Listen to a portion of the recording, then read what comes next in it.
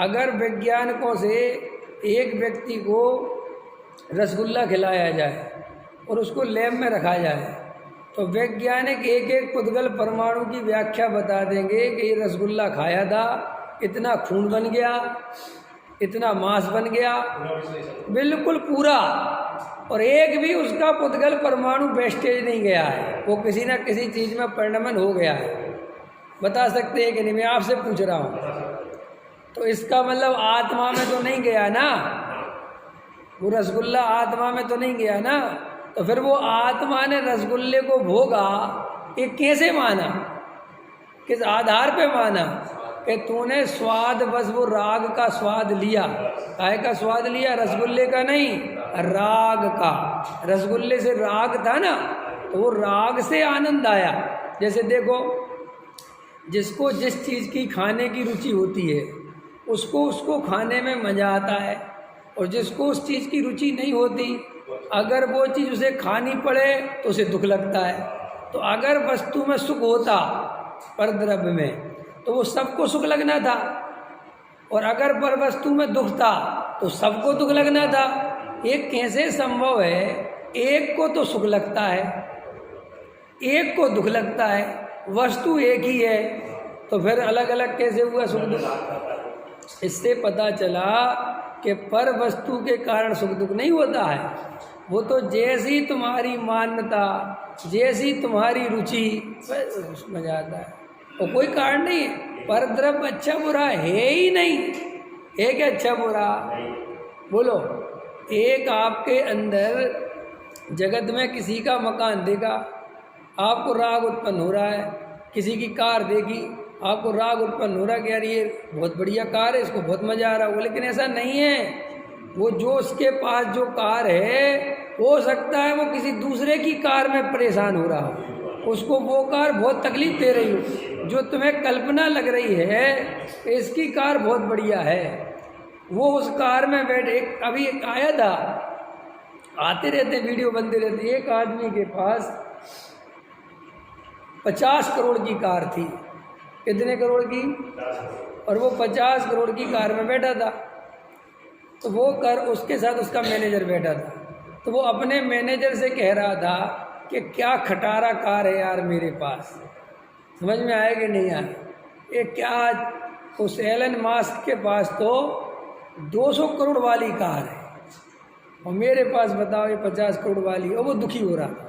इतने में एक आदमी आया, कितने कार वाली लेके? 50 लाख वाली। उसने कार कितनी खड़ी वाली देखी? 50 करोड़ वाली। तो वो एकदम उतरा और दूसरे उस कार को निहार रहा। तो वो उस शीशे में से देख रहा था अंदर बैठे बैठे कि क्या कर रहा है। तो वो जो उसका मैनेजर था बोले, ये इस कार के सपने देख रहा है और आप उस कार के सपने देख रहे। उसने शीशा खोला, उसने कहा इधर आओ। बोले क्या बात? बोले मेरा बरसों से इस कार को देखने का ही सपना था, खरीदने की तो मेरी ज़िंदगी में औकात ही नहीं है, मैं खाली इसको देख लूँ, ये यही सोच रहा था। ख्याल में आया कि नहीं आया? अब बोलो, अब आप सुख को कैसे डिसाइड करोगे कि ये सुख है? कैसे करोगे बताओ? करके दिखाओ। संसार का एक भी सुख आप डिसाइड करके बताओ कि ये सुख है और इससे सबको सुख मिलता है। एक चीज़ बता दो तुम, और एक चीज़ नहीं बता सकते और फिर भी उन्हीं चीज़ों के पीछे परेशान है। जबकि तुम खुद नहीं डिसाइड कर सकते कि ये चीज़ सुख देगी भी कि नहीं देगी। और ऐसा होता भी है, जो चीज़ तुम्हें सुख की कल्पना कर रही थी, करा रही थी, इससे सुख मिलेगा, इससे सुख मिलेगा, रियल बताओ जब वो मिल जाती है कितनी देर सुख देती है? कि जब तक वो राग और कल्पना चल रही थी। जैसे ही वो राग मिला, राग की पूर्ति हुई, कल्पना टूटी और आगे की नई कल्पना चालू हो गई। तो ये संसार का वास्तविक स्वरूप है। तो गुरुदेव श्री ये समझा रहे थे कि भाई दो द्रव्यों के बीच में किसी भी प्रकार का कोई संबंध नहीं है।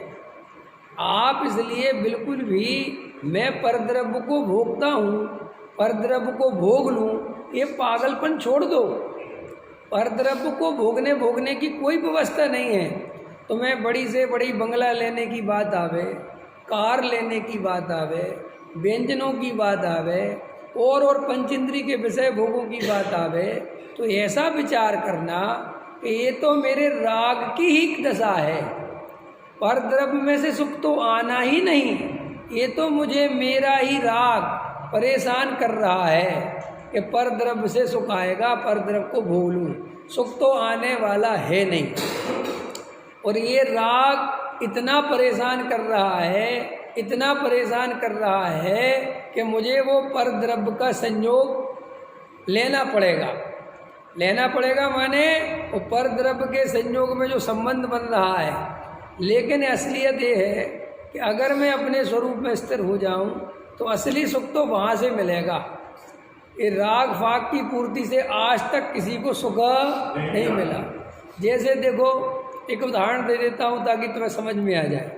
सम्यक दृष्टि पंच इंद्रिय के विषय भोग कैसे भोगता है, उसके लिए एक उदाहरण दे रहा हूँ। तुम्हारे साथ तुम्हारा बच्चा बाजार में जा रहा है, छोटा बच्चा है।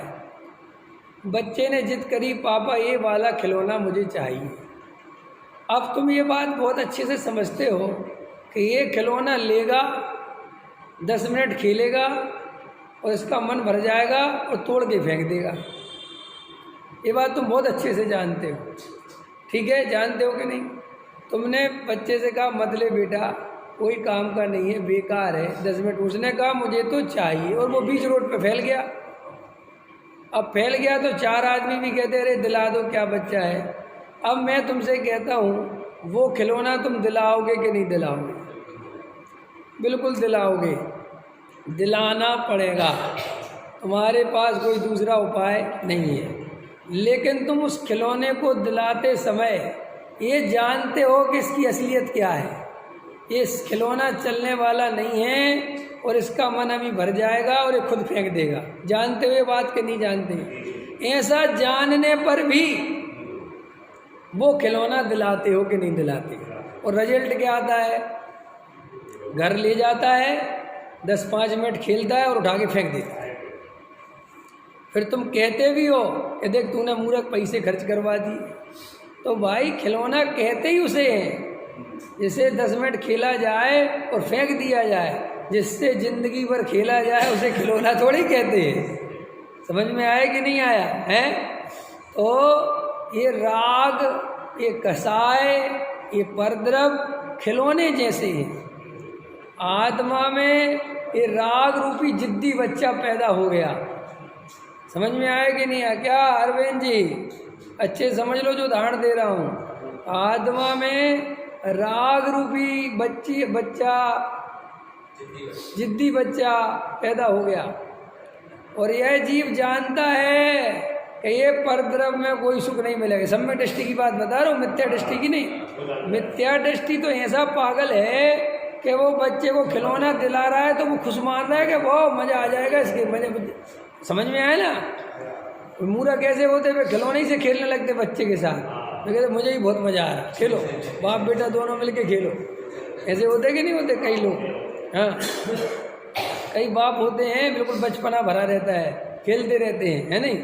तो वो सम्यक दृष्टि जीव उस जिद्दी बच्चे की जिद पूरी तो करता है, लेकिन वो अंदर से जानता है कि इसमें कोई इसे सुख मिलने वाला नहीं है। लेकिन वर्तमान में कोई उपाय उससे बचने का है नहीं। ये सम्यक दृष्टि जानता है, क्योंकि उपाय क्या है बचने का? उपाय तो आत्मस्थिरता है। अपने स्वरूप सन्मुख हो जाए, अपनी आत्मा में रम जाए तो राग उत्पन्न होना बंद हो जाए। यही व्यवस्था है। चाहे कितना बड़ा सम्यक दृष्टि हो, कितना बड़ा माने, चाहे एक सम्यक दृष्टि हो, तीर्थंकर का जीव हो, चक्रवर्ती का जीव हो, महापुरुष हो, तो भी अगर वो अपनी आत्मा में स्थिरता नहीं करेगा तो वो पंच इंद्रिय के विषय भोगों से बच नहीं सकता, राग से बच नहीं सकता। ऐसा स्वरूप है वस्तु का।